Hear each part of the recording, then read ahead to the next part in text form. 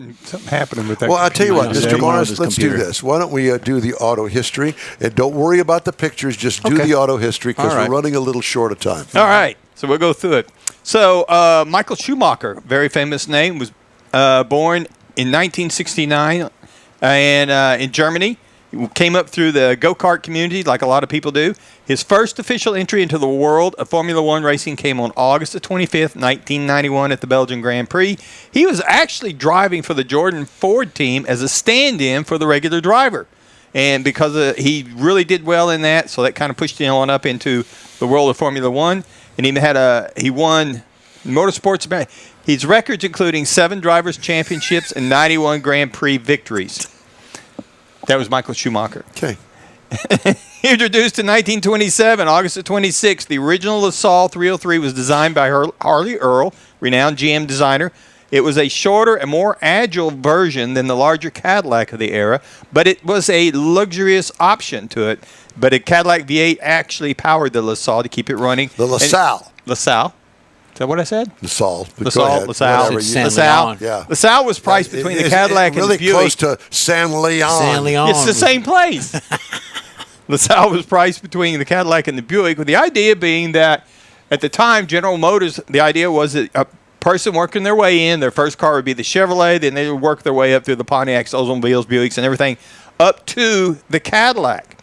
So as Cadillac's companion brand, LaSalle set second from the top tier for 13 years until they began taking sales from the Cadillac. After World War I, the economy kind of went kind of bad, and they figured out that Cadillac buyers were stepping down to save a little bit of money to the LaSalle. So they discontinued the LaSalle in 1942. The last one came off the assembly line. August the 27th, 1950, the Hudson Hornet was introduced. An iconic American car renowned for its performance and innovative design. The Hudson Motor Company created the Hornet. One thing that made it great was it had a step-down floor. The floor was actually below the frame, lowering the center of gravity, which is what made it so popular in NASCAR, God, or helped so part ugly. of it. And under the hood, it was equipped with a 308 inline 6 engine. It was the twin H-Power. It had dual carburetors on the performance option. Delivered 170 horsepower, along with the lower stability. It dominated in NASCAR during the early 50s, won a lot of races. Beyond its races, the Hudson became stylish, and it was the Pixar's character Doc Hudson in the movie Cars.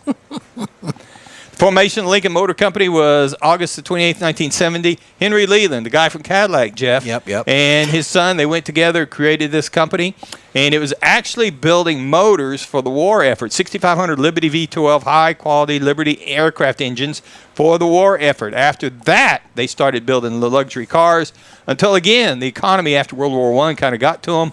And Ford Motor Company bought Lincoln for $8 million. And that's how Ford got into the luxury car market, and Lincoln became very famous as their luxury line.